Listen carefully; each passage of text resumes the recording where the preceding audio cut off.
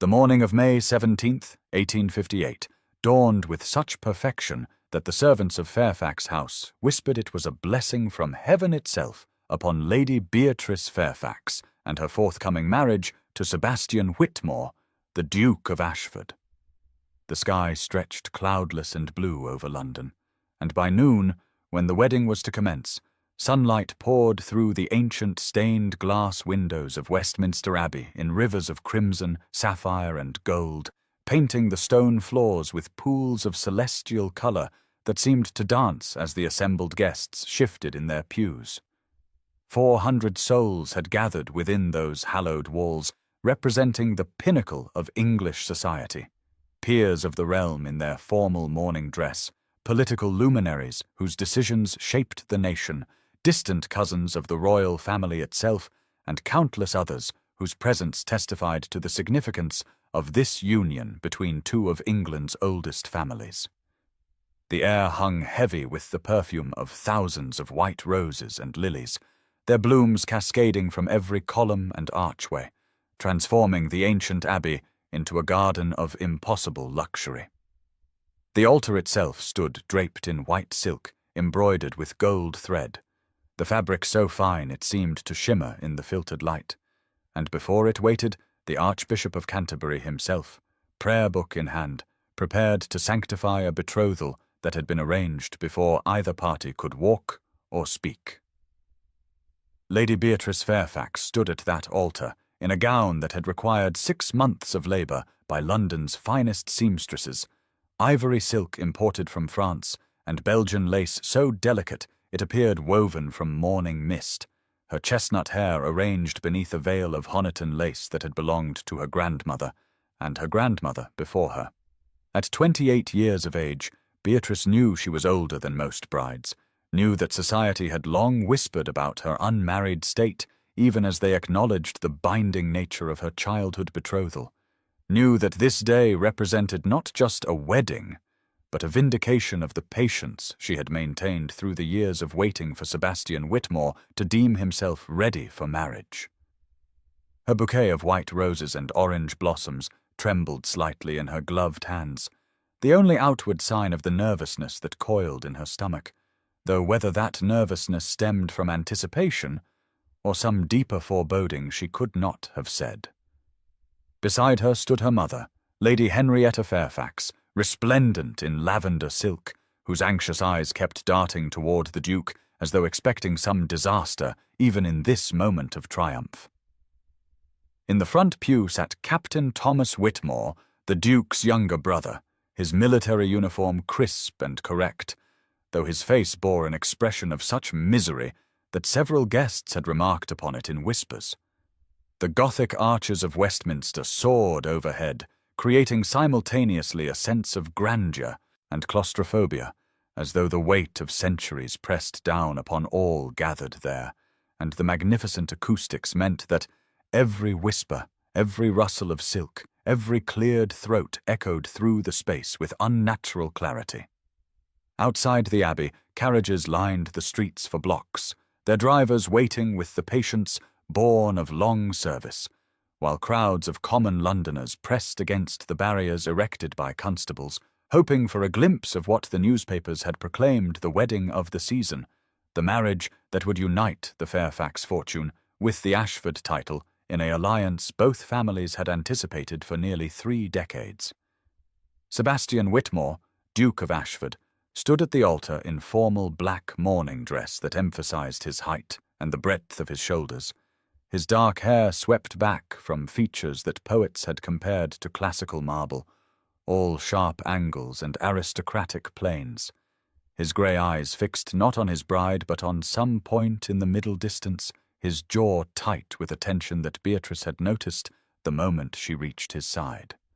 He was 32 years old, had inherited his title at the age of 26 upon his father's death, and had spent the 6 years since managing the vast Ashford estates with a precision and dedication that won him respect even from those who found his manner cold. Beatrice had known him all her life, had been bound to him by contract since before either could remember, yet in many ways he remained a stranger, their interactions always formal, always chaperoned, always constrained by the expectations of their respective positions. She had told herself that affection would grow after marriage, that the years ahead would allow them to discover each other beyond the masks of duty they both wore, had even allowed herself to imagine that perhaps something deeper might bloom between them. Now, standing beside him as the Archbishop prepared to begin the ceremony, she felt the coldness radiating from him like a physical force, and wondered if she had been fooling herself all along. The assembled guests had finally settled into expectant silence, fans stilled, whispers quieted, all eyes fixed upon the tableau at the altar, when Sebastian moved with sudden decisive purpose that shattered the moment's sanctity. From within his coat he withdrew a rolled parchment, the betrothal contract that had been signed by their fathers 26 years earlier, the document that had governed both their lives since infancy, and held it aloft where all could see, his hand steady as stone, despite the magnitude of what was about to occur. The Archbishop's eyes widened in confusion. Lady Henrietta gasped audibly, and Beatrice felt her heart begin to hammer against her ribs in a rhythm of pure dread as Sebastian's fingers found the edge of that precious parchment and began to tear. The sound of ripping paper echoed through Westminster Abbey like a thunderclap, each methodical tear, precise and deliberate, Sebastian's face betraying no emotion as he reduced the contract to strips and let them fall like snow upon the white silk that draped the altar. 400 people sat frozen in shock, unable to comprehend what they were witnessing, as the Duke of Ashford destroyed the legal foundation of the marriage that was to have taken place. Beatrice could not move, could not breathe, could only watch as her entire future disintegrated before her eyes, her fingers tightening on her bouquet until the thorns of the roses pierced through her gloves and drew blood that spotted the white silk like accusatory crimson tears. When the last piece of parchment had fallen, Sebastian finally turned to face her, though his eyes still refused to meet hers, sliding instead to a point just past her shoulder, and his voice when he spoke carried through the vaulted space with the aristocratic precision of a man accustomed to being heard and obeyed. "I cannot in good conscience bind myself to a woman whose affections are directed elsewhere," he declared, each word falling like a stone into still water, sending ripples of shock through the congregation. "This betrothal, arranged since our childhoods, was built on a foundation I believed to be mutual respect and perhaps in time affection. I have discovered I was mistaken." The words seemed to come from very far away to Beatrice, who felt as though she were drowning, sinking beneath dark water while the world above continued without her. "Your Grace," she managed, her voice barely audible even in that space designed to carry sound. "If you would permit me to explain." Sebastian cut her off with a gesture, still refusing to look directly at her, his profile sharp as a blade against the colored light streaming through the windows behind them.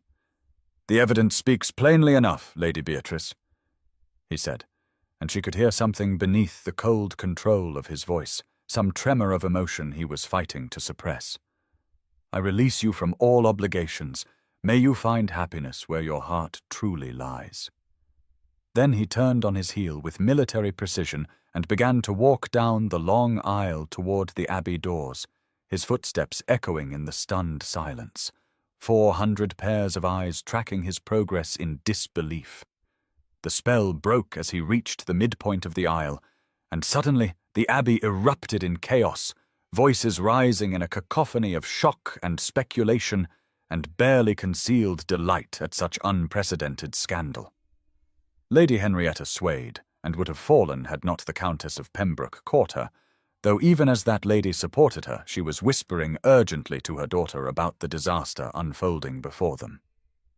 Captain Thomas Whitmore had risen from his pew, his face stricken with an expression of guilt and horror that would have told a careful observer everything they needed to know about his role in this catastrophe, but no one was watching Thomas. The Archbishop fumbled with his prayer book, dropping it entirely, the thud of its impact on the stone floor punctuating the moment. Whispers raced through the congregation like wildfire, fragments of speculation and gossip that would within hours spread through every drawing room in London. "The Whitmore scandal continues," someone hissed, and another voice replied, "First his father's gambling debts, now this." "Poor Lady Beatrice," murmured a third voice with the particular satisfaction of those who delight in others' misfortunes, jilted at Westminster itself. Beatrice stood motionless at the altar, her world collapsing around her, while the physical world remained stubbornly intact, the flowers still blooming, the light still streaming through ancient glass, her heart still beating though she wished desperately that it would stop. Blood from the rose thorns had begun to seep through her gloves in earnest now, small red flowers blooming on white silk, and somewhere in the chaos of her mind she thought how appropriate it was that her wedding day should involve her own blood. She would not cry, she told herself fiercely, would not give these 400 witnesses the satisfaction of seeing her break, would not collapse as her mother had done. Instead, she lifted her chin with the same defiant dignity that had sustained her through 28 years of society's subtle cruelties and less subtle dismissals, and stood tall as a queen before her executioners. Sebastian had reached the Abbey doors now, had passed through them into the London sunlight without a backward glance, leaving behind him a bride abandoned at the altar and a scandal that would echo through society for years to come. The crowd outside erupted in confused noise as the Duke appeared alone, climbing into his waiting carriage and departing at speed, the horses' hooves striking sparks from the cobblestones in their haste. Inside Westminster Abbey, Beatrice Fairfax remained standing at the altar in her wedding gown, surrounded by the ruins of her reputation and the ghost of her future, her bouquet of white roses staining her gloves with blood, while 400 witnesses whispered and stared and committed every detail to memory so they might share this delicious scandal over tea for months to come. The scent of lilies had become cloying, suffocating, and the pools of coloured light on the floor seemed to mock her with their beauty. This was how it ended, then, she thought with a strange detachment born of shock. Not with vows and joy and the beginning of a new life, but with torn parchment and public humiliation and the certain knowledge that she would from this moment forward be defined by this disaster, would be forever the woman rejected by the Duke of Ashford at Westminster Abbey itself, the bride who was not good enough, whose affections had been elsewhere, though she herself had not known it. The Archbishop approached her hesitantly, clearly uncertain what protocol governed such an unprecedented situation. But Beatrice did not wait for his counsel. She turned from the altar with her head held high, placed the bloodied bouquet carefully on the white silk draping where moments before her betrothal contract had been destroyed, and began the long walk back down the aisle she had so recently traversed in hope. The crowd parted before her as though she carried plague, and she could feel their eyes upon her like physical weights, could hear the whispers following in her wake, could sense the mixture of pity and gleeful scandal that her ruin had inspired. But she did not falter, did not stumble, did not give them the satisfaction of seeing her broken, and when she finally emerged into the London sunlight, she climbed into her carriage with the same dignity she had brought to the altar, and only when the door had closed and the carriage had begun to move did she finally allow herself to close her eyes against the tears that would no longer be contained. 3 days after the disaster at Westminster Abbey, Fairfax House had taken on the atmosphere of a tomb, its windows shuttered against the curious stares of passers-by who slowed their carriages hoping for a glimpse of the ruined bride, its doors firmly closed against the flood of visitors who called ostensibly to offer sympathy but truly to satisfy their appetite for scandal. Lady Beatrice Fairfax had not left her rooms since returning from the Abbey, had refused all callers with a firmness that bordered on rudeness, and had taken to wearing black as though mourning a death, which in a sense she was, the death of her future, her reputation, and whatever foolish hope she had harboured that Sebastian Whitmore might have cared for her beyond the obligations of their arranged betrothal. The morning room where she now sat had once been her favourite space in the house, its tall windows facing the garden, its walls papered in a cheerful yellow that caught the morning light. But now the curtains were drawn halfway, as though the room itself could not bear to face the world fully, and the trunks containing her wedding trousseau stood in the corner like silent accusers, packed with gowns and linens she would never use, a future that would never unfold. Rain had begun that morning, a light pattering against the windows that matched the grey desolation of her mood, and somewhere in the house servants whispered in hallways, their voices carrying just enough for her to know she was being discussed, but not enough to discern the words. On a side table near her chair sat a silver tray piled with unopened letters, expressions of sympathy from acquaintances she could not bear to face, and beside them lay a newspaper whose headline she could see even from across the room in bold, merciless print. Westminster wedding becomes Westminster scandal. A clock on the mantel ticked with aggressive loudness in the silence, each second a small eternity, and Beatrice sat in a straight-backed chair with the rigid posture of one who dared not relax lest she shatter entirely. Her hands folded in her lap, her face composed in an expression of cold dignity that concealed the chaos within. Her mother, Lady Henrietta Fairfax, hovered anxiously in the doorway, having recovered from her faint at the Abbey, but not from the social catastrophe that had befallen their family, torn between the dictates of propriety and a mother's desperate hope that somehow this nightmare might still be salvaged. The household had fallen into an uneasy routine of grief and whispered speculation when, on the afternoon of the third day, that routine was shattered by the arrival of Captain Thomas Whitmore, who appeared at the front door demanding to see Lady Beatrice with an urgency that bordered on violence. The butler, trained in the art of polite refusal, informed the captain that Lady Beatrice was not receiving visitors, to which Thomas replied that he was not a visitor, but the cause of her ruin, and would not be turned away, his voice rising loud enough that Beatrice heard it from her morning-room sanctuary. She sent word through her maid that she would not see him, could not bear to see anyone connected to the Whitmore family, could not face the brother of the man who had destroyed her so publicly and completely. But Thomas refused to leave, took up a position in the entrance hall, and declared he would remain there until she granted him audience. Propriety be damned. For nearly an hour he waited while Beatrice wrestled with her decision, part of her wanting to hear what explanation he might offer, part of her wanting nothing more than to maintain her isolation from a world that had proven so cruel. But finally, curiosity and a spark of her old spirit won out, and she sent word that she would see him for 10 minutes and no more. Thomas entered the morning room like a man facing execution, his usually immaculate military bearing replaced by an agitation that expressed itself in every jerky movement, and the moment the door closed behind him, he began to pace the room with frenetic energy, running his hands through his dark hair repeatedly until it stood in wild disarray. Beatrice remained seated, her posture unchanged, watching him with eyes that had gone cold as winter stone, and did not offer him the courtesy of greeting or invitation to sit. Lady Henrietta positioned herself just outside the door, leaving it slightly ajar in a nod to propriety, while clearly intending to listen to every word spoken, her presence a reminder that even in ruin, certain forms must be maintained. Thomas stopped his pacing abruptly and turned to face Beatrice, his young face ravaged by guilt and sleeplessness, and began to speak in a rush of words that tumbled over each other in his haste to explain.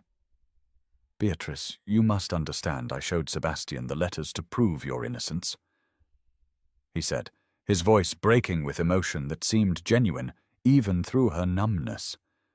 They were about Wordsworth and Coleridge, nothing more, discussions of poetry and philosophy after father died, and I was lost, and you were kind enough to help me make sense of the romantic poets who seemed to speak to my grief. But Georgiana had already poisoned his mind, had told him I confessed to loving you, which I never did. I mean, I hold you in the highest regard, but as a brother would, as family. The words came faster now, as though he feared if he stopped, he would never find the courage to continue. She took the letters from my rooms. Beatrice, our cousin Georgiana, who has always loved Sebastian, though he never saw her as anything but family. She saw your letters to me and realized they could be twisted if one wanted to see impropriety where there was none. Beatrice listened with a stillness that was more frightening than any outburst, her face betraying nothing of the horror and fury building within her as the truth of her destruction began to emerge, piece by careful piece. "So my reputation lies in ruins because you would die for me," she said finally, her voice like ice cutting through his frantic explanations. "How very noble, Thomas." He flinched as though she had struck him, but pressed on, dropping to his knees before her chair in a gesture of supplication that would have been theatrical had his distress not been so evident. "I went to him to defend you," he insisted, his hands gripping the arms of her chair. "I told him the letters were perfectly innocent, that you were helping me understand poetry after Father's death left me adrift and uncertain. But Sebastian's grief has made him suspicious of everyone, has turned him into someone I barely recognize, hard and cold, and seeing betrayal in every shadow." The captain's voice dropped to barely above a whisper as he continued. "He said to me, a man does not seek comfort from his brother's intended, unless his intentions are less than honorable. And I tried to explain that it was not comfort I sought, but education, that you were merely being kind to a grieving fool, but he would not hear it." "And you let him believe it?" Beatrice asked, her words precise and cutting. Thomas's face crumpled with shame, and he shook his head violently. "I tried to explain, but then I lost my temper, which I should not have done.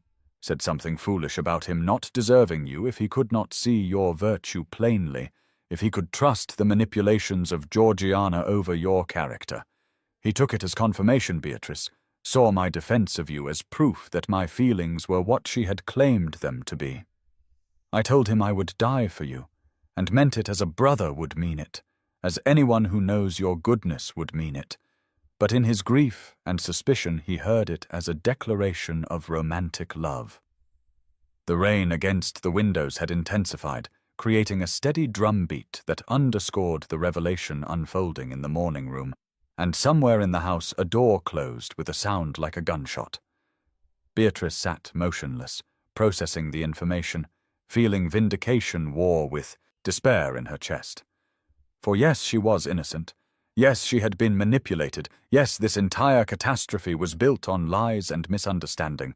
But none of that changed the essential truth that Sebastian had not trusted her enough to ask her directly, had chosen to believe the worst without granting her the courtesy of explanation or defense.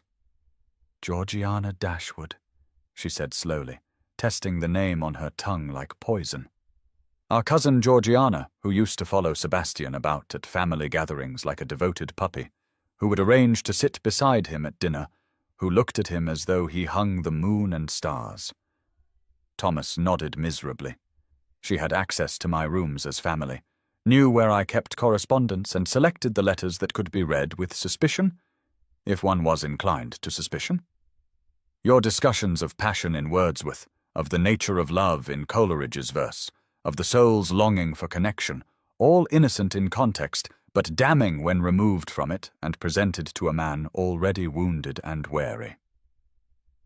And she has been visiting Sebastian at Ashford Manor," Beatrice said. Not a question but a statement, pieces falling into terrible place. Thomas's expression confirmed it before his words did. "Daily," he admitted, offering comfort in his time of trial, as she puts it, positioning herself as the understanding friend while you are cast as the betrayer. The solicitor Sebastian sent to arrange the separation of properties mentioned it, said Lady Georgiana has been most attentive to his Grace's well-being. Beatrice felt something cold and hard crystallize in her chest, rage pure and clarifying after 3 days of grief and confusion. She stood abruptly, forcing Thomas to scramble backward, and crossed to the window where she stared out at the rain-soaked garden without seeing it. "So I am ruined," she said quietly, because your cousin is a manipulative schemer, and your brother is too consumed by grief and pride to seek the truth before destroying an innocent woman." Thomas rose from his knees, his face anguished. "I am leaving for India with my regiment," he said abruptly. "I cannot remain here knowing what my foolish words and Georgiana's scheming have cost you." "I thought I was defending you, Beatrice, but I have only made things worse, and I cannot bear to see the wreckage I have helped create." "How convenient for you," Beatrice replied, without turning from the window, her voice devoid of the warmth she had once shown him. "You may flee to India and adventure, while I remain here to live with the consequences of your noble defense." Thomas made a sound like a wounded animal, but did not dispute her words. "I am sorry," he whispered, inadequate and true. "I am so desperately sorry, Beatrice." "You should be," she said, finally turning to face him, and saw that tears tracked down his young face, genuine remorse that did nothing to repair the damage done. "When do you leave for India?" "Within the fortnight," he replied. "I requested an immediate posting, could not stay here another moment knowing what I had done." "Then go," she said with finality, "and try in future to think before you speak, particularly when defending ladies who require no defense because they have done nothing wrong." Thomas moved toward the door, then paused with his hand on the handle. "Sebastian is suffering too," he said quietly. "He has shut himself away at Ashford Manor, will see no one save Georgiana, who he still believes is merely being kind. He thinks he acted honorably, Beatrice, thinks he saved you from a loveless marriage to a man who could not love you properly when your heart belonged elsewhere. He is wrong," she said flatly, "but that wrongness has already destroyed me, so his suffering is of little consequence." After Thomas left, escorted out by a butler whose disapproval was evident in every rigid line of his posture, Beatrice remained standing at the window, watching rain fall on the garden where she had once walked, and imagined a future that now would never come to pass. Lady Henrietta entered the room tentatively, her face alight with desperate hope. "Did you hear?" she asked. "It was all a misunderstanding, manipulation by that dreadful Dashwood girl. Surely this can be salvaged. Surely if Sebastian knows the truth, he will." "Will what, mother?" Beatrice interrupted, her voice sharp. "Will apologize for humiliating me before 400 witnesses, will restore my reputation with a word, will erase the scandal that now defines me. Even if he learned the truth today and came on bended knee to beg forgiveness, the damage is done. I am ruined whether the ruin was just or not." "But you are innocent," Lady Henrietta protested. "The letters were innocent.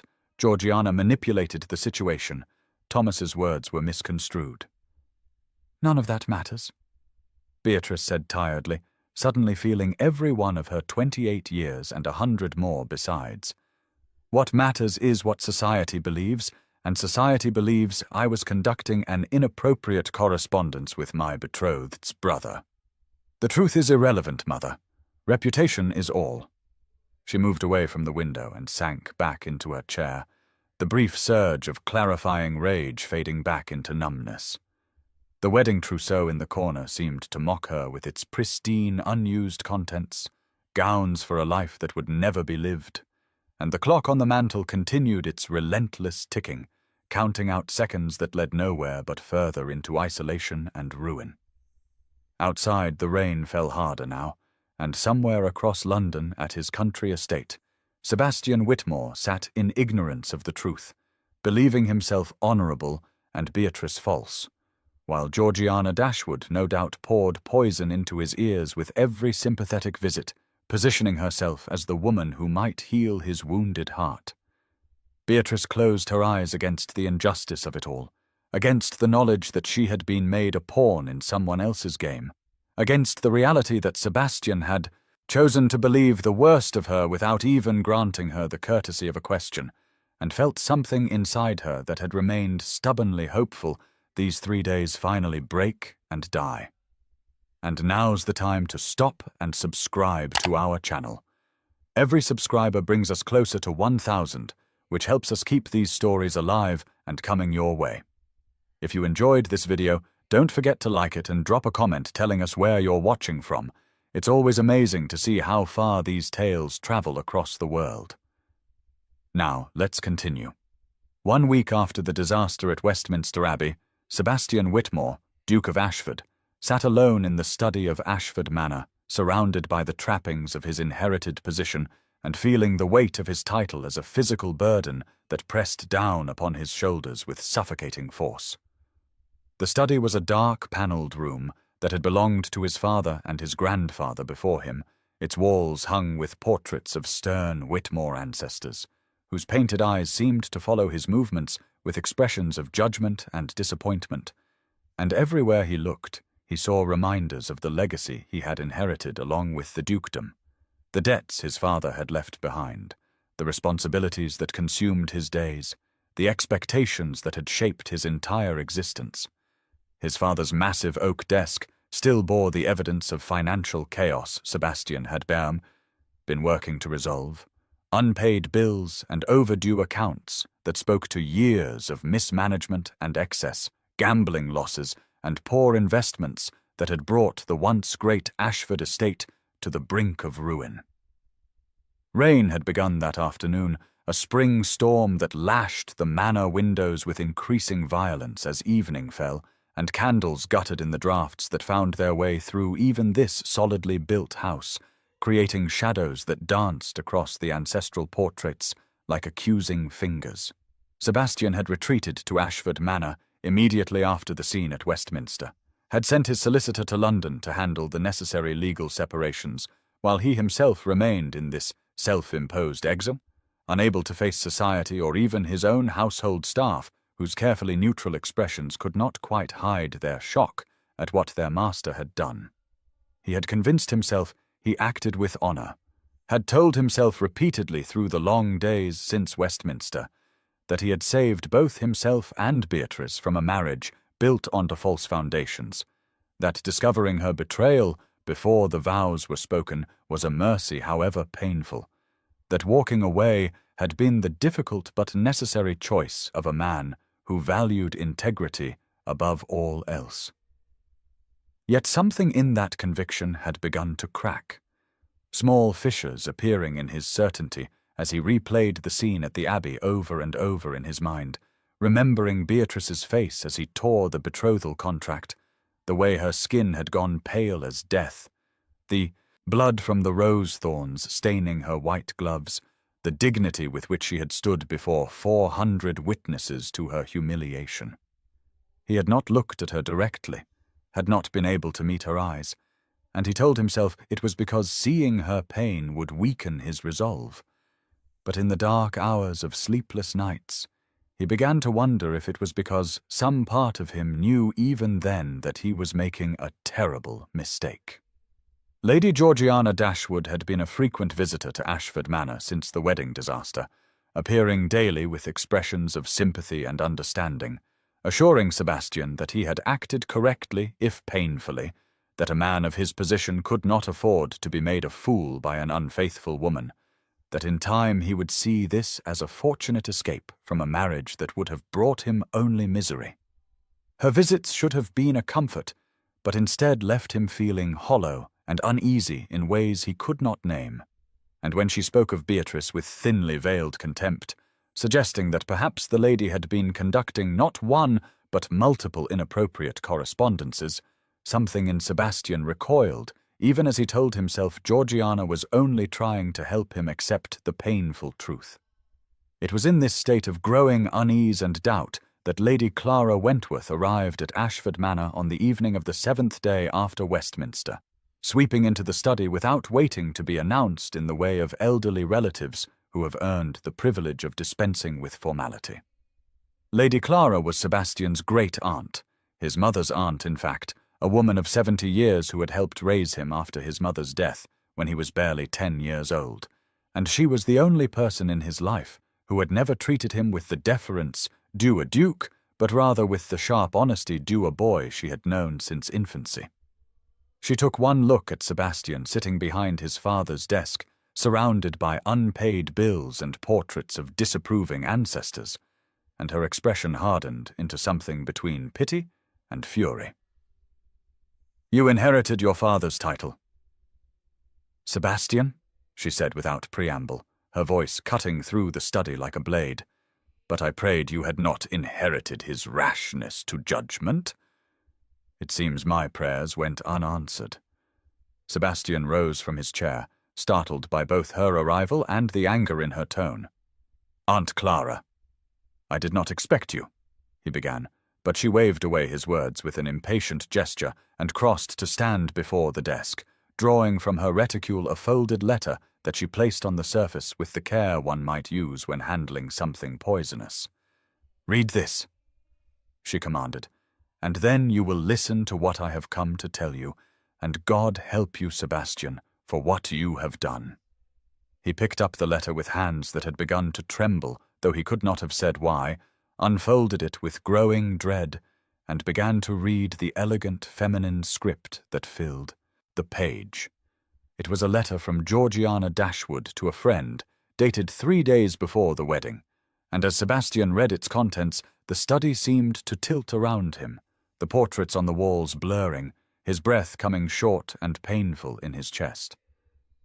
The little fool actually believes those insipid letters to Thomas are what convinced him, Georgiana had written with obvious satisfaction. Sebastian sees betrayal everywhere since his father's death, has become suspicious and withdrawn, and it required only the smallest push to turn that suspicion toward his precious Beatrice. I merely suggested to him that a woman who writes so passionately about love and longing to another man might not have her heart entirely committed to her betrothed, and his wounded pride did the rest.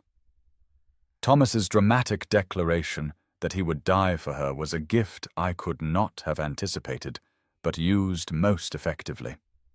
Soon enough, Sebastian will realize he needs someone who understands him, who has been faithful when others were false, and he will turn to me as he should have done years ago before his father trapped him in that ridiculous betrothal to settle gambling debts.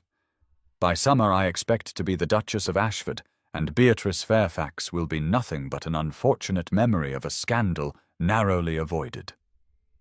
The letter fell from Sebastian's shaking hands onto the desk, and he stood frozen, unable to move or speak or breathe, the world contracting to a single point of horrific understanding. "Your father bound you to Beatrice Fairfax not out of wisdom or affection between families," Lady Clara said into the terrible silence, "but because he lost £40,000 to Lord Fairfax at cards and had not the means to pay.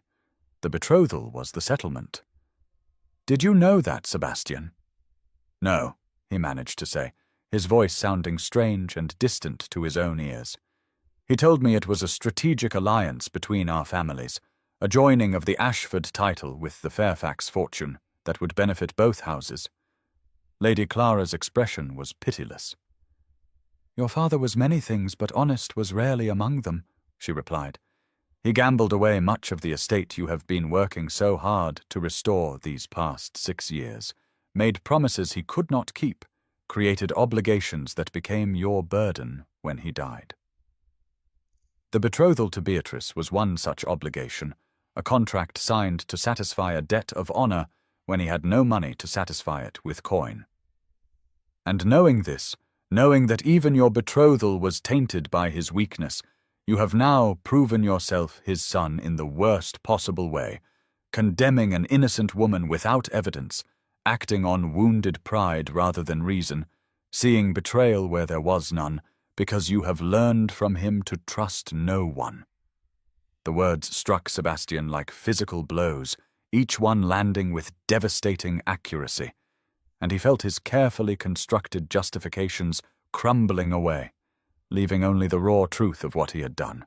He had destroyed Beatrice Fairfax, had humiliated her before all of London, had torn their betrothal contract to pieces and walked away from her at the altar, and it had all been based on lies, on manipulation, on the poisoned suggestions of a woman who wanted what Beatrice had, and on his own failure to simply ask, to grant the woman he was to marry the basic courtesy of hearing her side before condemning her. God, Sebastian whispered, sinking back into his chair. What have I done? What have I done?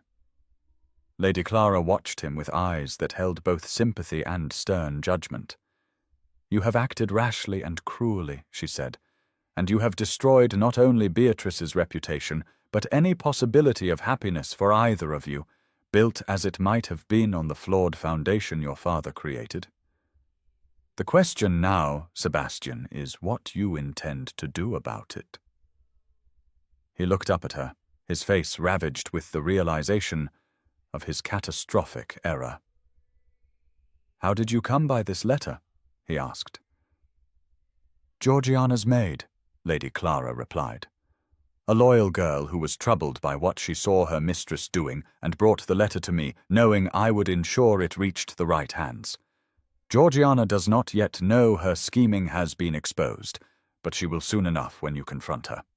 I cannot, Sebastian said, rising abruptly from his chair and moving to the window where rain now lashed the glass with such force it seemed the storm meant to break through. I cannot face her, cannot face anyone, cannot. He stopped, pressing his forehead against the cold glass, and felt his stomach revolt against the knowledge of what he had done, turned away from the window and was sick into the wastebasket beside his desk, his body rejecting the poison of his actions as violently as his mind was rejecting the man he had become. Lady Clara waited without comment until he had composed himself, then spoke with the same unflinching honesty that had characterized all her words. Being sick will not undo what you have done, she said. Hiding here at Ashford Manor will not repair the damage. You must go to her, Sebastian, must tell her the truth, must beg her forgiveness, though you have no right to expect it. But her reputation, he began, and Lady Clara cut him off with a sharp gesture. Is already destroyed by your actions at Westminster? She finished.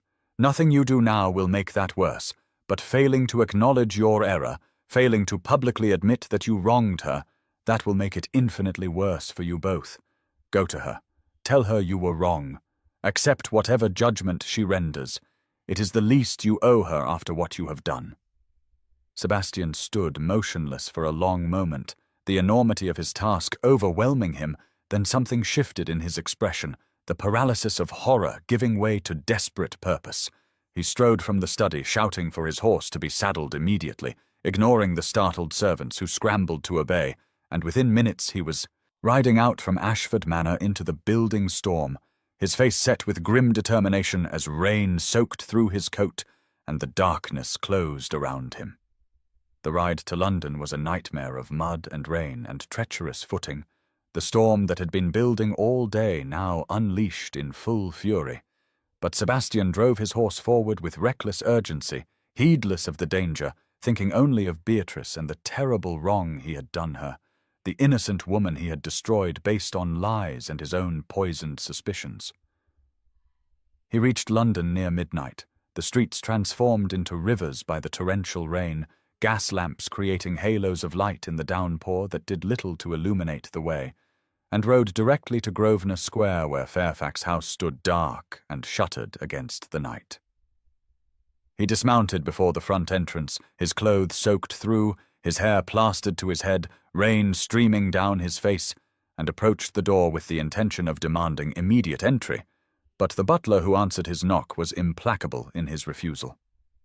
"Her ladyship is not receiving visitors, Your Grace," the man said with a careful neutrality that could not quite hide his disapproval. "Particularly not at this hour, and most particularly not you. Tell Lady Beatrice that Sebastian Whitmore begs an audience," Sebastian said, his voice hoarse from the ride and the rain. "Tell her I will wait until she grants it." The butler's expression did not change. "Her ladyship has given explicit instructions that you are not to be admitted under any circumstances," he replied. "I must ask you to leave the premises, Your Grace." "Then I will wait here," Sebastian said, and turned away from the door to take up a position in the square across from Fairfax House, in the small park at its centre, where on fine days nurses brought their charges to play, and on evenings couples strolled beneath the trees. The butler watched him for a moment as if uncertain whether to summon constables or simply close the door, then chose the latter, leaving Sebastian standing alone in the rain-soaked square, his face turned upward toward the third-floor window, where a faint light burned behind curtains. Beatrice's window he knew from the architectural drawings he had studied when planning what was to have been their shared life. The rain fell with relentless intensity, soaking through what remained of his defenses until he was shivering violently, his formal clothes plastered to his body, his boots sinking into mud that had once been manicured lawn. But he did not move, did not seek shelter, simply stood looking up at that distant window, like a penitent before a shrine. A few late-night passers-by hurried through the square with heads down against the weather, casting curious glances at the lone figure standing motionless in the storm. But Sebastian did not acknowledge them, his entire focus fixed on that third-floor window where he knew Beatrice must be, where he hoped, against hope, that she might look out and see him, might grant him the audience he so desperately needed to beg her forgiveness for the unforgivable wrong he had done her. Inside Fairfax House, Beatrice sat by her window in darkness, unable to sleep as she had been unable to sleep properly since Westminster, her mind turning over and over the revelations Thomas had brought, the knowledge that her ruin had been engineered by manipulation, and her betrothed's failure to trust her enough to ask for the truth. She had been sitting thus for hours, staring out at the rain-swept square without really seeing it, when movement below caught her attention, and she focused on the figure standing in the small park across from her house. A man alone in the storm, motionless despite the weather, his face turned upward toward her window. Recognition came slowly, disbelief warring with certainty, but there was no mistaking that tall form, those broad shoulders, the aristocratic bearing that remained evident, even soaked and shivering in the rain. Sebastian Whitmore, Duke of Ashford, was standing in Grosvenor Square in the middle of the night in a torrential rainstorm, looking up at her window as though all the answers in the world might be found there. Beatrice felt a confusing mixture of emotions surge through her, vindication that he had come to her, anger that he dared to come after what he had done, and beneath both of those, an unwanted concern for his well-being as she watched him shiver in the cold rain. She did not move from her window, did not light a candle or give any sign that she had seen him, simply sat in the darkness watching the man who had destroyed her stand in the rain as though such suffering could somehow atone for the suffering he had caused. And as the night deepened and the storm showed no signs of abating, as midnight gave way to the small hours of morning, and still Sebastian remained motionless in his vigil, Beatrice found herself wondering what could possibly have brought him to such desperate penance, and whether anything he might say could ever repair the damage his suspicion and pride had wrought. Sebastian Whitmore stood in the rain through that first endless night, through the grey dawn that brought no relief from the downpour, through the second day that unfolded with agonizing slowness, while London slowly became aware that something extraordinary was happening in Grosvenor Square.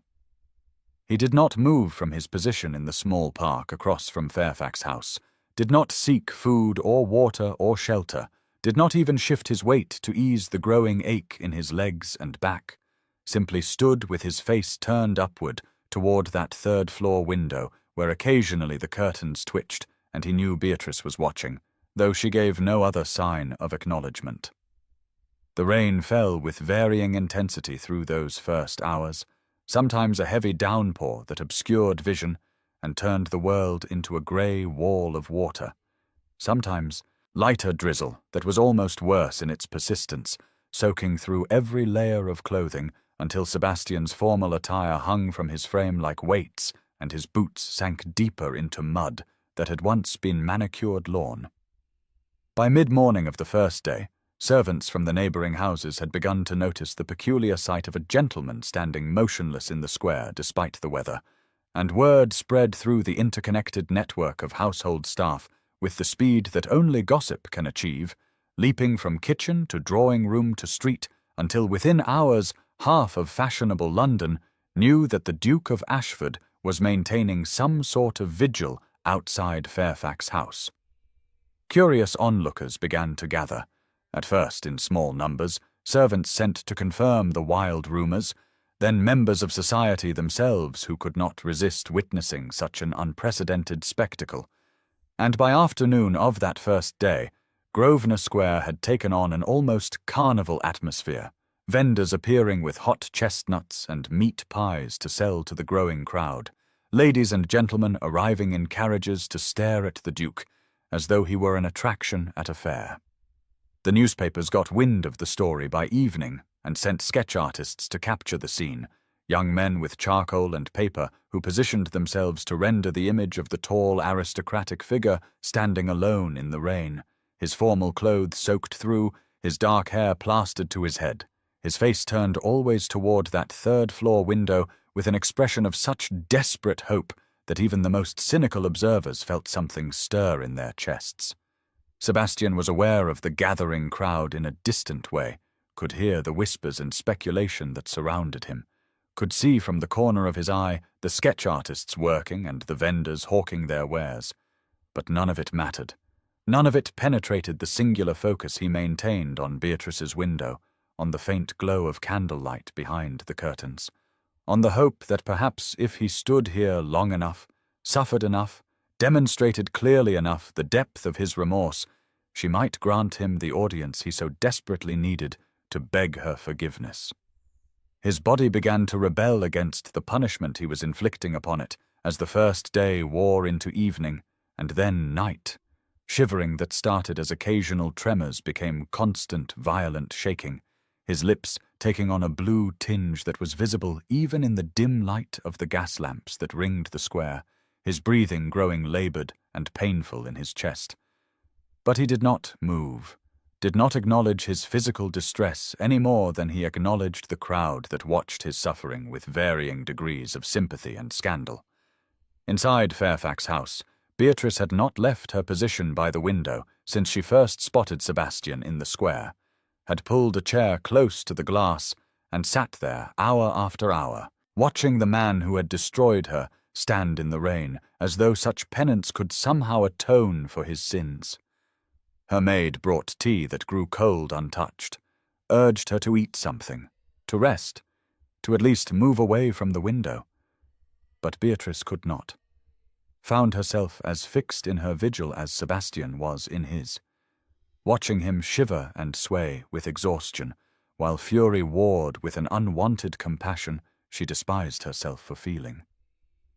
"Damn you, Sebastian," she whispered to her reflection in the rain-streaked glass. "Damn you for this melodrama, for turning my ruin into a public spectacle, for standing there as though your suffering could somehow erase what you did to me." Yet even as the words left her lips, she could not look away, could not stop cataloguing the signs of his deterioration, the way his shoulders had begun to slump forward, the trembling that was now visible even from her third-floor vantage, the blue tinge spreading from his lips across his face. Lady Henrietta appeared at the door of Beatrice's room multiple times through that first day and night, her expression increasingly frantic as the scandal of the Duke's vigil spread through London with even more speed than the Westminster disaster had done. "You must do something," she pleaded with her daughter. "Either receive him or send him away, but this cannot continue. The entire city is talking about nothing else. Wagers are being placed at the gentlemen's clubs about how long he will last. The newspapers are calling it the Duke's Vigil, as though it were some romantic tale rather than an appalling public display." "Let them talk," Beatrice replied without turning from the window. "Let them wager and speculate and make their sketches. He chose to make our business public at Westminster, and now he has chosen to make his penance equally public. I will not be manipulated by his suffering. But he will die if he remains out there much longer," Lady Henrietta protested. "The rain shows no sign of stopping, and he has been standing there for nearly 24 hours without food or water or rest. Then his death will be on his own conscience, not mine. Beatrice said with a coldness that did not entirely convince even herself. The second day dawned grey and wet as the first, the rain having never ceased through the night, and Grosvenor Square filled even earlier with observers, as word of the ongoing vigil spread beyond London's fashionable circles to the general populace who came to witness what had become the most talked-about event in the city. The carnival atmosphere of the first day had given way to something more sombre, the crowd larger but quieter, a sense pervading the assembled watchers that they were witnessing something significant, a drama whose outcome would be remembered and discussed for years to come. Sebastian stood as he had stood through the night, his face still turned toward Beatrice's window, though his eyes had taken on a glassy quality that suggested he was no longer entirely present in his suffering body, his trembling now so violent that observers feared he might collapse at any moment. Yet somehow he remained upright, swaying slightly but fixed in his position like a statue slowly being eroded by the relentless rain. The newspapers of the second day carried headlines that captured the city's fascination with the unfolding drama. Duke's devotion or madness proclaimed one, Ashford maintains vigil at Lady Beatrice's door announced another, and the accompanying sketches showed Sebastian as both tragic and slightly absurd. A great man brought low by love or guilt or some combination of the two that London society could not quite pass. In drawing rooms and gentlemen's clubs across the city, the speculation reached fever pitch as people debated Sebastian's motives and Beatrice's responsibility, some declaring it the most romantic gesture they had ever witnessed, others condemning it as emotional manipulation of the basest sort. 3 days in the rain, one society matron declared to her companion as they observed the vigil from the comfort of their carriage, "Either he loves her beyond reason, or he is attempting to force her hand through public spectacle, but which is it I cannot determine. If he dies of pneumonia, she will be blamed either way," replied her companion with the shrewd assessment of one who understood how society's judgments worked. Clever of him, actually, to transform himself from villain to victim through sheer endurance of suffering. It was on the afternoon of the second day that Lady Georgiana Dashwood made her dramatic appearance in Grosvenor Square, arriving in a carriage that scattered the crowd before it, emerging into the rain without cloak or umbrella in a gown that was immediately soaked through, her face twisted with a mixture of desperation and fury that made her nearly unrecognizable as the poised, aristocratic woman London society knew. She pushed through the crowd toward where Sebastian stood, calling his name with increasing hysteria, and when she reached him, she grabbed his arm with both hands as though to physically shake him from his vigil. "Sebastian!" she cried, her voice carrying across the square so that all assembled could hear. "Sebastian, you must stop this madness, must come away from here. She is cruel, vindictive, punishing an innocent man for errors that were not yours but mine, and I cannot bear to see you suffer so for my mistakes." For the first time in nearly 2 days, Sebastian moved, turning his head slowly to look at Georgiana with eyes that held such cold fury, the woman actually stepped back from the force of it. "You are the architect of this," he said, his voice hoarse from exposure and disuse, but still carrying the aristocratic authority that commanded attention. "You manipulated and lied and destroyed an innocent woman to satisfy your own ambitions, and you dare to call yourself innocent, to call her cruel. Remove yourself from my sight, Georgiana. I never want to see you again." The crowd had fallen completely silent, straining to hear this exchange, and Georgiana's face crumpled as she realized that her scheming had been exposed, that the whispers spreading through London for the past day were not just about the Duke's vigil, but about her role in creating the Westminster disaster. She opened her mouth as though to protest or plead, then seemed to recognize the futility of either, and fled back to her carriage, her reputation as thoroughly destroyed as Beatrice's had been, though for far more deserved reasons. Thomas Whitmore appeared in the square on the evening of the second day, having delayed his departure for India by 24 hours when he heard of Sebastian's vigil, and he approached his brother with a mixture of anger and concern warring in his young face. Sebastian did not acknowledge his approach until Thomas stood directly before him, blocking his view of Beatrice's window, and even then the Duke's eyes tried to look past him as though Thomas were merely an obstacle to be waited out. "You destroyed her, Sebastian," Thomas said quietly, his voice rough with emotion.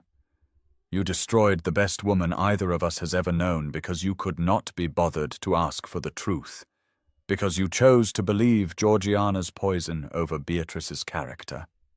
And now you stand here as though your suffering could somehow make that right." "I know," Sebastian replied, his voice barely above a whisper. "Strike me, Thomas. God knows I deserve it, and far worse." "What would that accomplish?" Thomas asked, and something in his anger seemed to deflate as he really looked at his brother for the first time, saw the blue lips and the violent trembling and the glassy eyes that spoke of a man pushed far past the limits of endurance. "You are already punishing yourself more than I ever could." He paused, then added more softly, "She watches you from her window. Every hour. She will not admit it, but I saw her when I called this morning. She has not left that chair since you arrived." The words seemed to give Sebastian some measure of comfort, despite his obvious suffering, a slight relaxation in his rigid posture that suggested this knowledge made the pain worthwhile, and Thomas shook his head in something between admiration and despair before turning away to leave his brother to his self-imposed penance. The third day brought even more observers to Grosvenor Square, as London held its collective breath, waiting to see how this extraordinary drama would resolve, the crowd now so large that constables had to be called to maintain order, and the atmosphere had shifted again from somber fascination to genuine concern as it became increasingly clear that the Duke could not survive much longer in his current state. Someone from the crowd approached with an umbrella, attempting to hold it over Sebastian's head to provide at least some shelter from the relentless rain, but he refused it with a small shake of his head, would not accept even that. Small mercy, and the would-be helper retreated, looking troubled by what he had witnessed in the Duke's eyes. Beatrice had not slept more than a few minutes at a time through the 3 days of Sebastian's vigil, had barely eaten, despite her mother's increasingly frantic attempts to force food upon her, had done nothing but sit at her window, watching the man who had ruined her slowly destroy himself in what appeared to be an act of genuine remorse. Her resolve, which had been absolute when Sebastian first appeared in the square, had begun to waver as she watched him suffer, as she saw him refuse comfort and assistance, as she recognized that whatever had brought him to her door in the rain was not mere pride or manipulation, but something deeper and more desperate. She was angry at herself for caring, furious that after everything he had done to her she could still feel compassion for his suffering. Yet she could not deny the emotion that rose in her chest each time his body swayed with exhaustion, or his trembling became so violent she feared he would fall. On the third night, as darkness fell and the gas lamps were lit around the square, creating halos of light in the continuing rain, Sebastian finally reached the limits of what his body could endure, his legs giving way beneath him without warning, collapsing into the mud that had become as much his element as the rain. The crowd gasped collectively, surging forward, but it was the servants of Fairfax House who reached him first, having been positioned near the doors on Beatrice's whispered instruction an hour earlier, when she had seen his swaying become more pronounced and recognized that his collapse was imminent. "Bring him inside," she had told the butler in a voice that brooked no argument but was barely audible even in the quiet of her room. "The servants' quarters. I will not have his death on my conscience, but I am not ready to see him." As the footman lifted Sebastian's limp form from the mud, he stirred enough to murmur words that those closest could just make out, a fevered whisper that repeated over and over the name Beatrice, and the phrases, "Forgive me, and I see only you and always only you," the delirious confessions of a man whose defenses had been entirely stripped away by 3 days of rain and suffering, and the recognition of unforgivable wrong committed against someone he had destroyed through his own pride and suspicion. The crowd watched in tense silence as Sebastian was carried into Fairfax House through the servants' entrance, disappearing from view after 3 days of constant vigil, and slowly the assembled observers began to disperse, talking in hushed voices about what they had witnessed, about the Duke's suffering and Lady Beatrice's mercy in finally bringing him in from the killing rain, about whether this extraordinary penance would be enough to atone for the Westminster disaster, or whether some wrongs were simply too public and too devastating to ever truly repair. And as Grosvenor Square gradually emptied of all but the most dedicated watchers, the rain that had fallen without cease for 3 days finally began to lighten, as though even the weather recognized that one chapter of this drama had ended, and another, more uncertain one was about to begin. The servants' quarters where they brought Sebastian after his collapse were located in the uppermost floor of Fairfax House, small plain rooms that stood in stark contrast to the grandeur of the main residence, furnished simply with narrow beds and basic necessities, spaces meant for sleep and little else. The room where Sebastian now lay struggling against fever was particularly modest, containing only a single bed, a straight-backed chair, a small table bearing medicine bottles and a wash basin, and one narrow window through which rain continued to patter, though with less violence than the previous 3 days, as if the storm itself was finally exhausting its fury. A single candle burned on the bedside table, and a small fire crackled in the grate, both fighting against the chill that had settled into the room along with the smell of feverfew and camphor, the medicinal odors that spoke of serious illness and the battle being waged for survival. Sebastian had been carried unconscious from the mud of Grosvenor Square, his formal clothes so soaked and filthy they had to be cut from his body, revealing skin gone pale and cold to the touch, lips blue, breathing shallow and labored in a way that made the doctor summoned by Beatrice shake his head gravely as he conducted his examination. "The pneumonia is severe," the doctor had told her as she stood in the doorway of the sick room, unwilling to enter but unable to stay away. "The next day will tell whether he has the constitution to fight it off. He asks for you in his delirium, my lady. Perhaps your voice might anchor him, give him something to fight toward." Beatrice had not responded to this suggestion, had simply nodded once and retreated to her own rooms, telling herself that she had done her duty by bringing him in from the rain, that she would not sit vigil by the bedside of the man who had destroyed her, no matter how desperately ill he might be, that his survival or death was no longer her concern. Yet even as she made these declarations to herself, she found her feet carrying her back to that upper floor, found herself standing outside the door to the servants' quarters, listening to the sounds of Sebastian's fevered thrashing and the murmured words that escaped him in his delirium.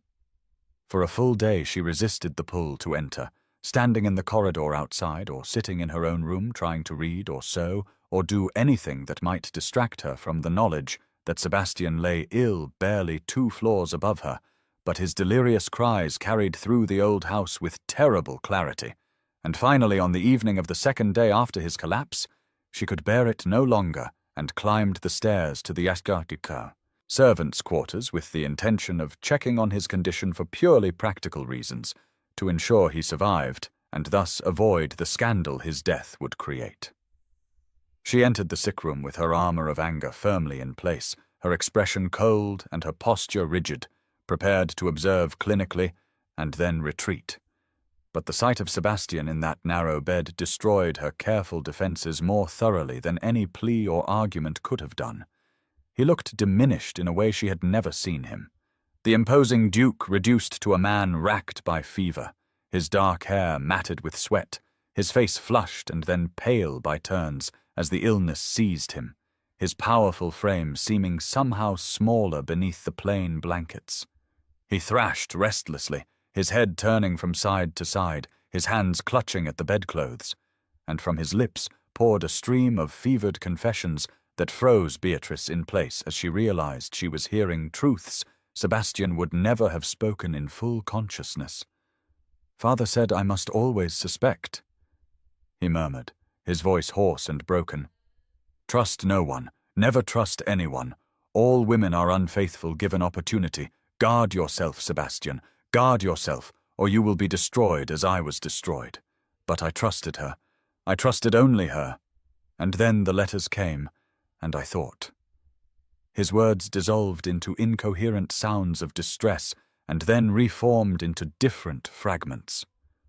God, I am him. I am becoming him.